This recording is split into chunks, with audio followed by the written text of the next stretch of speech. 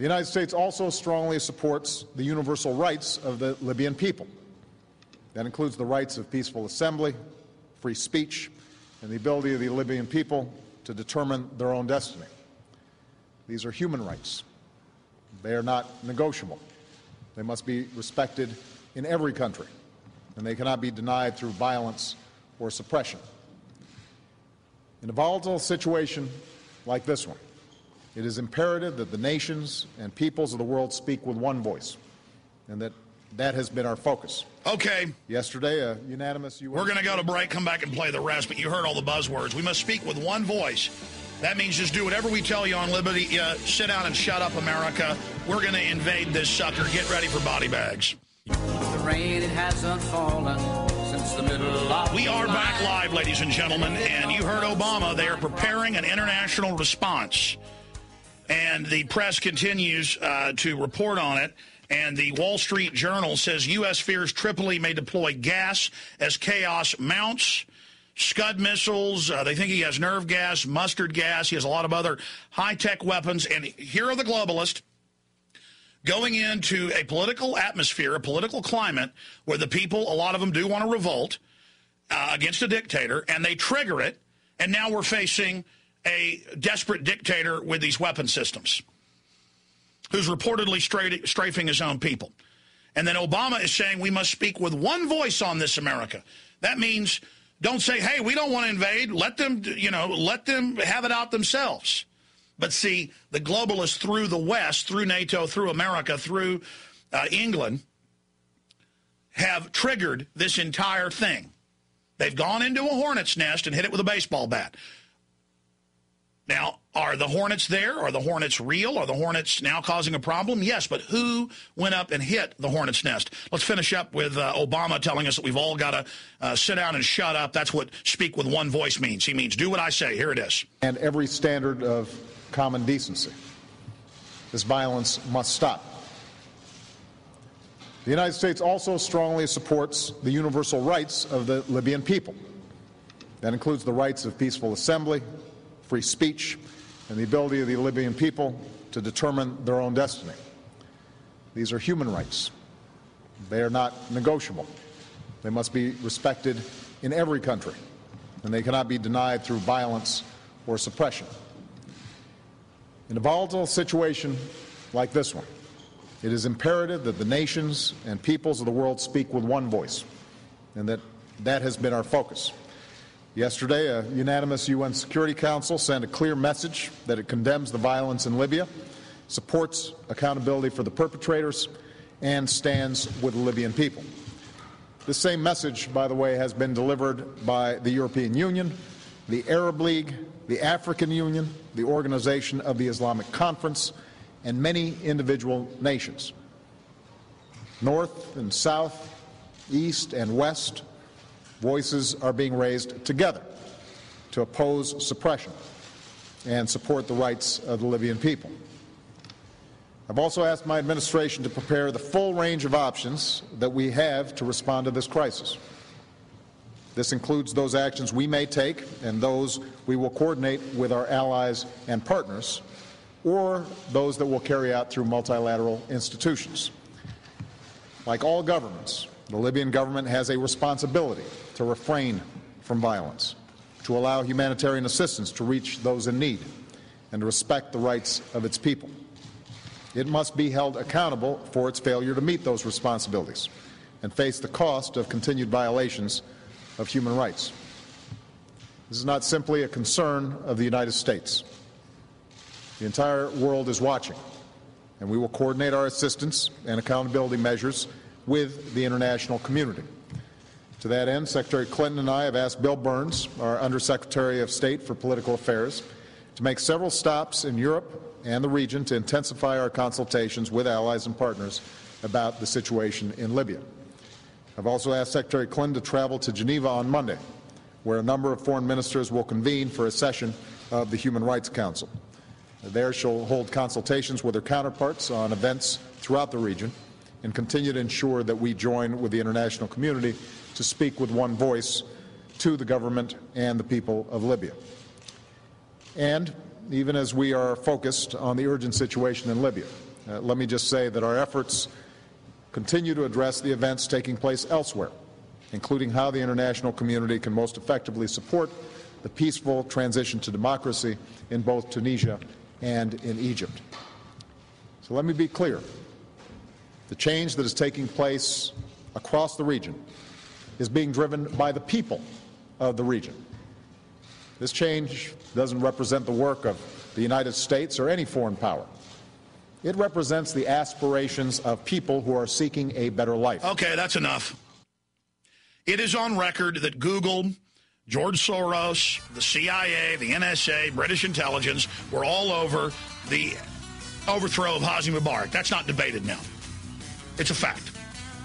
It is not debated that the major opposition forces triggering this in Tripoli and in and around Libya was run out of the West.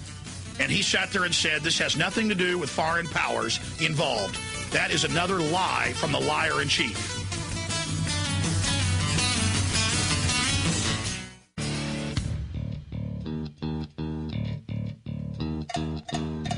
We're continuing to cover this earth-changing information that's unfolding in Libya.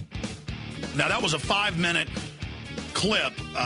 We almost aired all of his short statement, his 5.5-minute statement last night, President Barry Soetoro, a.k.a. Barack Obama.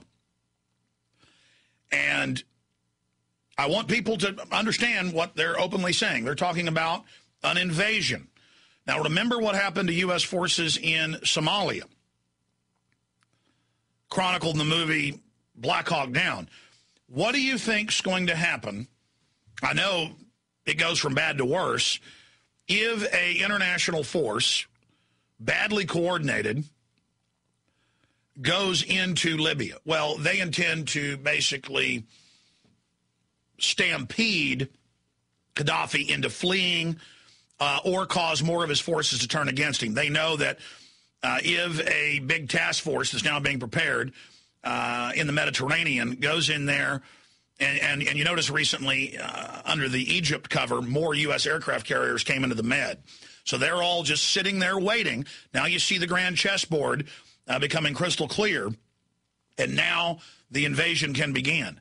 And the globalists may just be testing to see if they threaten an invasion and lie and say that he's fled Libya, that will destabilize him further and give more power to the opposition to make sure he falls. And then they can come in to render humanitarian aid, i.e. take over the entire infrastructure and the trillions of dollars of oil that are confirmed to be in Libya. But there's a whole nother facet to this that I mentioned earlier, and that is dealing with the strafing.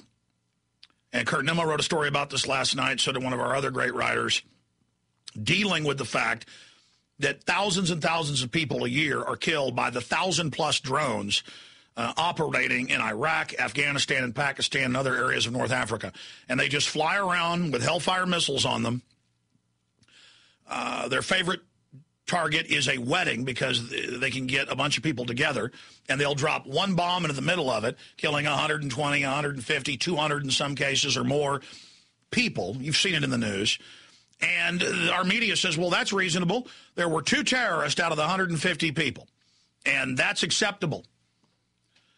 I mean, we've seen cases of where our military has bombed entire apartment complexes to kill one person.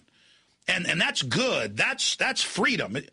But when Gaddafi reportedly does it, we don't know if that's true, probably is. He's fighting desperately for his dictatorship.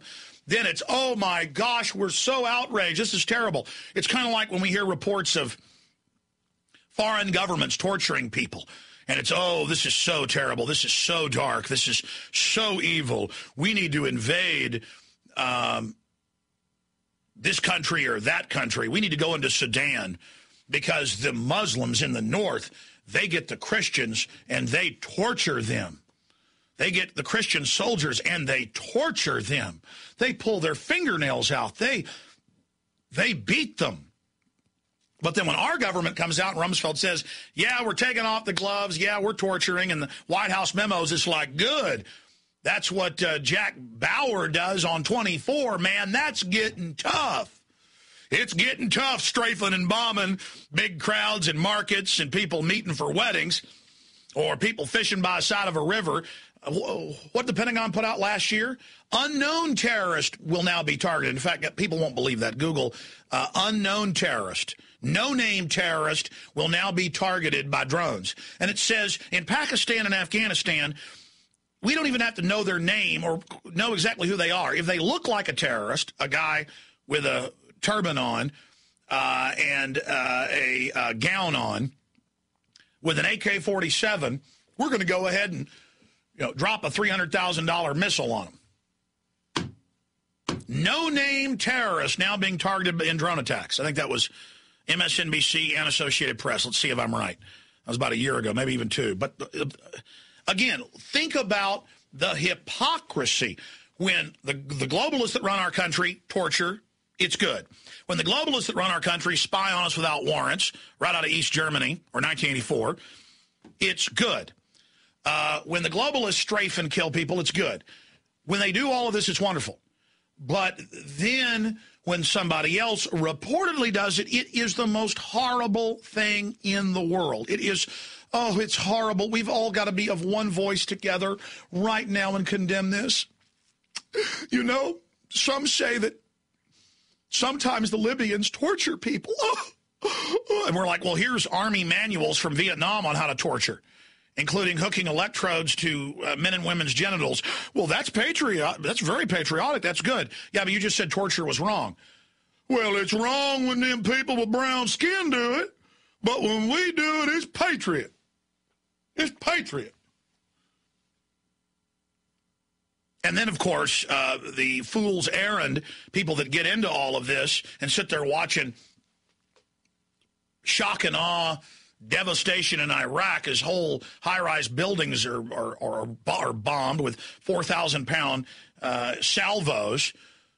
I've talked to pizza place owners, liquor store owners over the years, and they've told me, because I'd already noticed it, that holidays aren't the biggest time for liquor and pizza orders. Things that are seen as celebratory. The Super Bowl isn't even. It's when a new war is launched, and CNN and Fox are covering it. Every good old boy pulls in, gets their favorite liquor. They buy steaks. They go in. They cook it up, and they feel so manly. It's like a video game. Yeah, look at that building blow up. Woo, boy, I'm feeling good right now.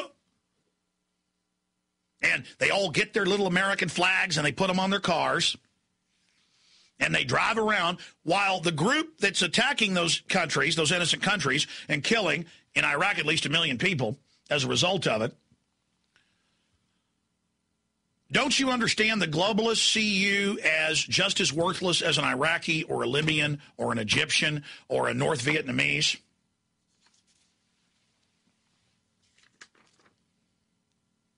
And it's getting crazy. Again, Obama condemns Libyan violence, calls for international response, and says that in the days previous they are preparing to intervene with military force. And they go on and say because they're abusing the democracy, protesters. Yeah, when you saw footage in Bahrain where they were actually shooting unarmed people with flags, that's one thing. But what do you think would happen in the U.S. if you and 10 of your buddies went and tried to attack the front gate at a major military base? Within seconds, machine guns would open up on you. I mean, that's a fact. That's a stated default position. So if you look carefully, in all the cases where Gaddafi, reportedly, we don't know if it's true, has bombed and strafed people, it's when they're using commandeered tanks to run over fences and invade military bases of a dictator. What do you think he's going to do? I'm not saying it's good. What do you think our government would do if we try to take over military bases? I mean, this is total and complete hypocrisy. And he's got chemical weapons. And by the way, the evidence is now clear. In 1991, Saddam Hussein did fire off chemicals. And to get rid of the evidence, it was all videotaped by the Marine demolition teams. It's online. the U.S. markings, the Russian markings, but mainly U.S. in the Camisea and hundreds of other dumps. It was one of the biggest, and they blew them up. In fact, the news thought that nukes were going off because it was creating such big mushroom clouds when they blew up giant ammo depots with sarin warhead tips.